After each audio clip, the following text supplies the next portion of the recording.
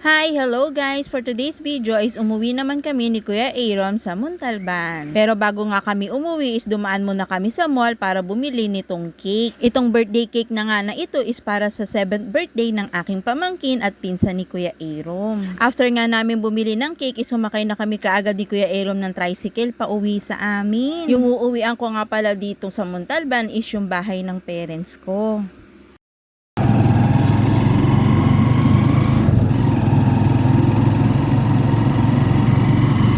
Habang nasa biyahe nga kami ni Kuya Aaron, itong at inabutan kami ng malakas na ulan. Kasi nga itong araw na ito is dumating na nga yung bagyo na si Egay. Oo guys, late upload na naman tayo for today's video. Kasi yung birthday talaga nung pamangkin ko is nung July 30 pa. Hindi nga namin kasamang umuwi sila Daddy at si Baby Emory. Meron kasing kailangang tapusin si Daddy nung mismong araw na iyan at hindi pwedeng ipagpabukas pa. Hindi ko na nga sinama si Baby Emory kasi baka nga maabutan kami ng ulan at ayan nga hindi nga ako nagkamali. Kahit nga bumabagyo is talagang pinilit namin makapunta ni Kuya Aaron kasi baka magtampo naman itong pamangking ko kapag hindi kami pumunta. Kasi naman sa tuwing uuwi ako sa amin, lagi niyang pinapaalala na kailangan nandoon si Aaron sa mismong araw ng birthday niya. At dahil napakasimple lang naman nung hiling ng pamangking ko, ito nga't pinagbigyan ko na kaya kahit bumabagyo is sumugod kami sa birthday party niya. Itong celebration sana ng 7th birthday ng pamangking ko is dapat magsuswimming sila. Kaya lang dahil nga bumabagyo at hindi natuloy. Pero kahit hindi naman natuloy, alam ko namang naging masaya yung pamangking ko sa mismong birthday niya.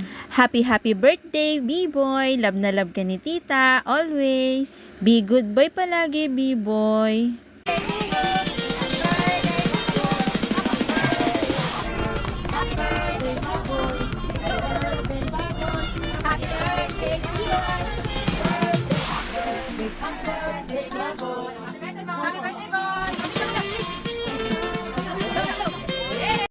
Meron nga ding DIY candy cake na may money pull out itong aking pamangkin. Sa totoo lang dito talaga siya pinaka-excited kasi naman meron siyang maipupull out na pera.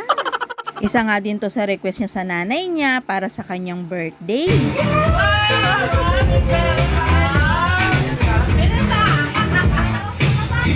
O siya, hanggang dito na lang. Thank you for watching. Bye!